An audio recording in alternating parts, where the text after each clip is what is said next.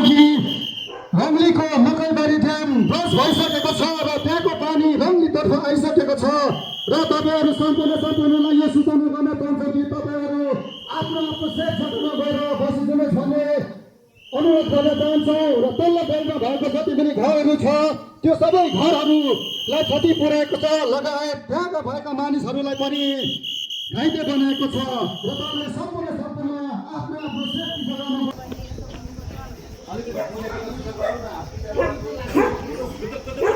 त्यो रिभर बेल्टबाट हो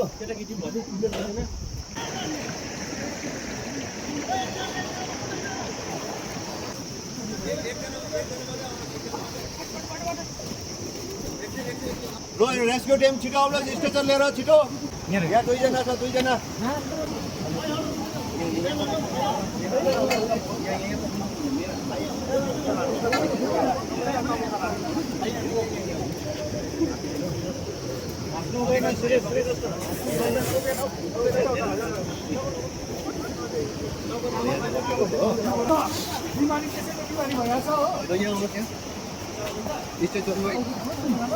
बाटो छोड्नु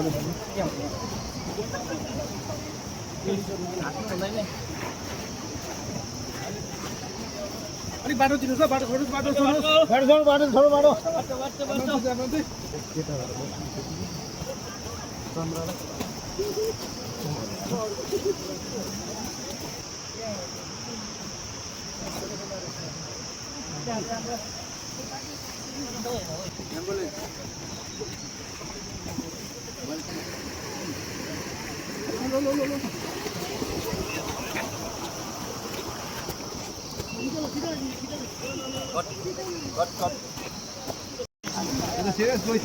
अलिक ट्रिटमेन्ट पनि गरौँ न ट्रिटमेन्ट हेरौँ जिउ छोड्दिउँ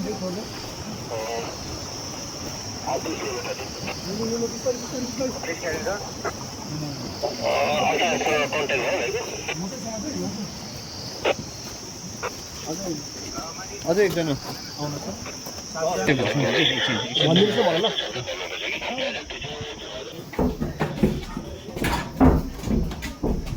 तल बेडमै राख्नु ल त्यहाँनिर बेडमा नै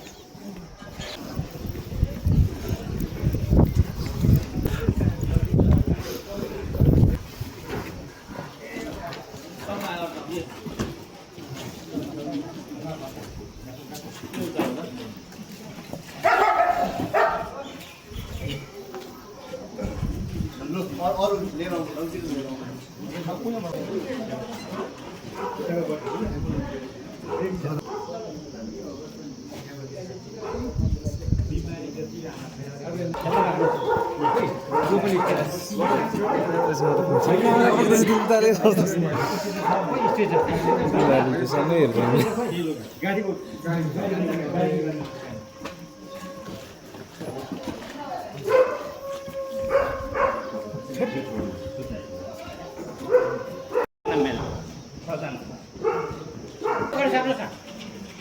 बिमारी वाले अगाडि साप्न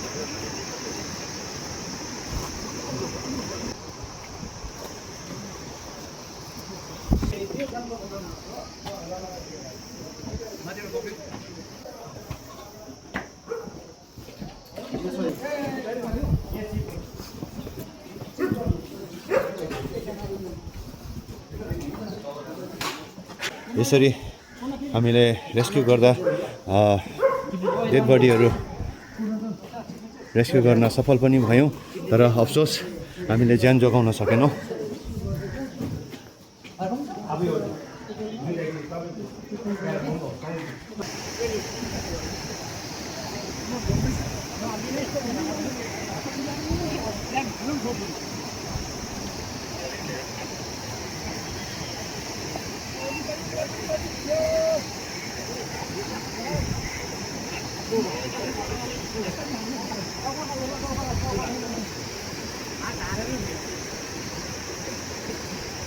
फेरि पनि एउटा बडी उद्धार गरेका छौँ।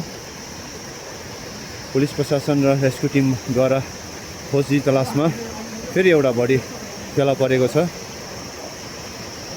यो अप्रत्यक्ष घटना घटेकोमा धेरै हामीलाई अफसोस पनि छ।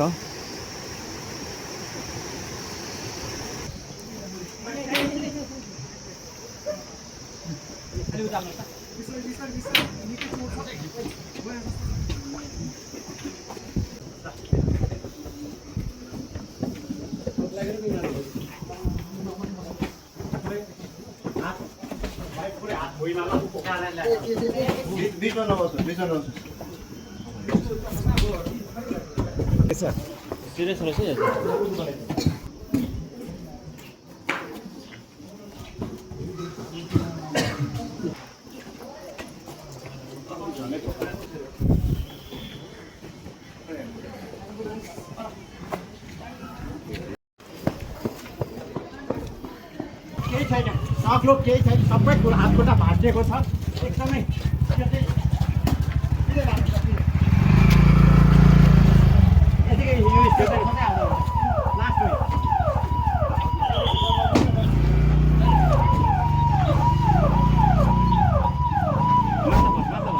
आज यो अप्रत्यक्ष घटना घटेकोमा यसरी एम्बुलेन्समा हामीले रेस्क्यु गरेर रेस्क्यु टिमले धेरै प्रयासको बादमा यसरी रेस्क्यु गरेर रन्जी क्याम्पबाट फर्दर ट्रिटमेन्टको लागि पठाइँदैछ।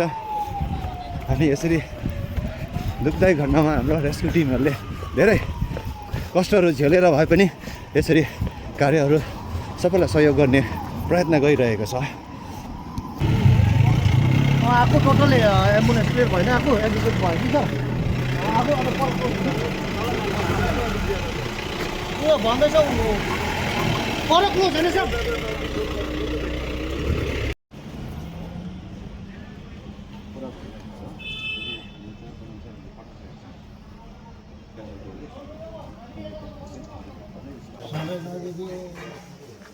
तपाईँहरू घरमा को हुनुहुन्थ्यो अहिले चाहिँ को छ तपाईँहरू को छ अहिले जिउँदोहरू? त्यो ड्याम बढेकाले गर्दाखेरि सबै नोक्सान कागज पत्र घर लगेर मेरो बर्बाद चाहिँ गइदियो। हजुर केही गर्नुपर्ने हो।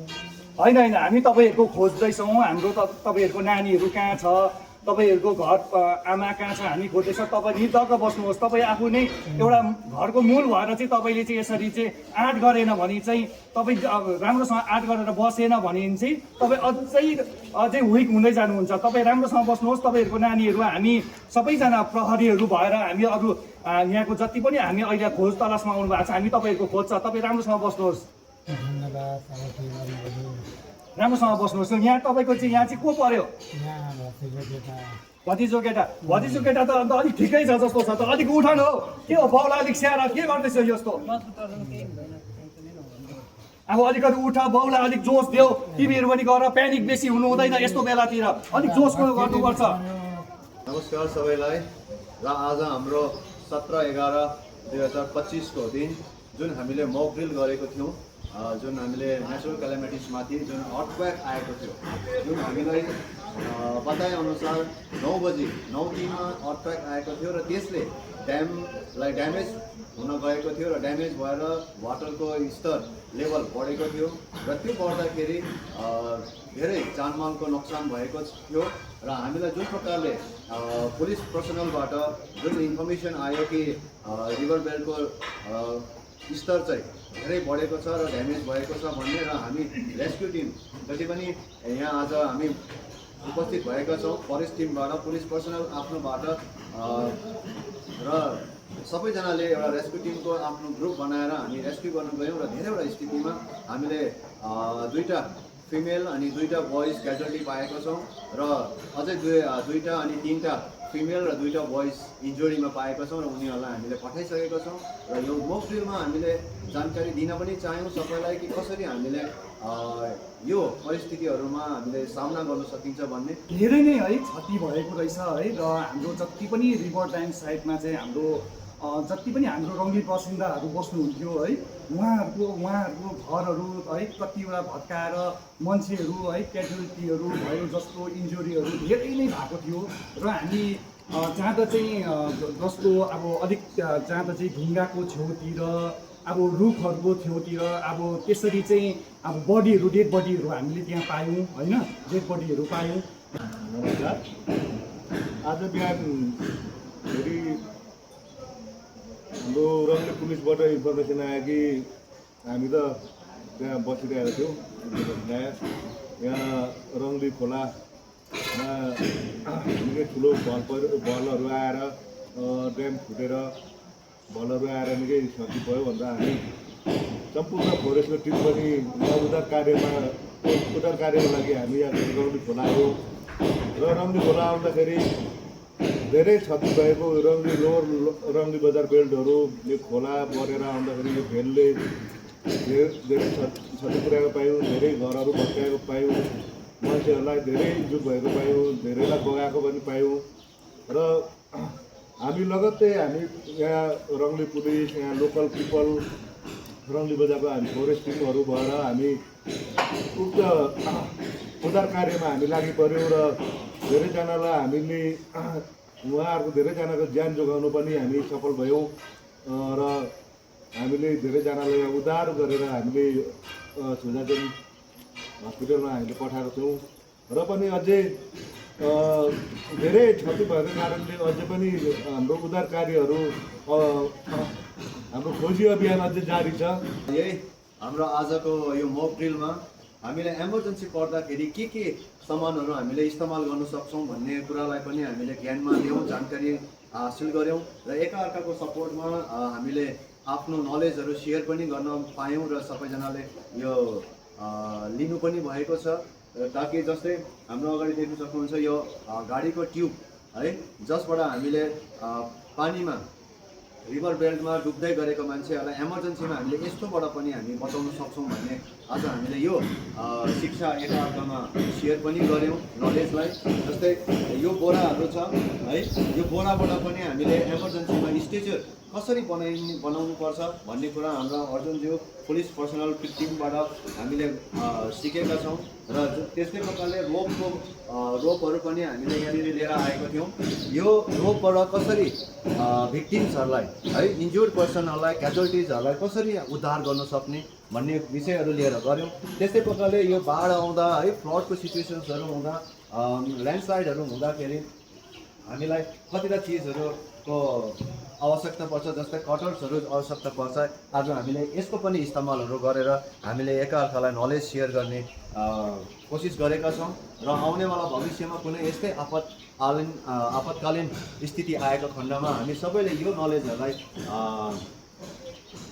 इम्प्लिमेन्ट गर्छौँ भन्ने हामी यो आशा पनि राखेका छौँ।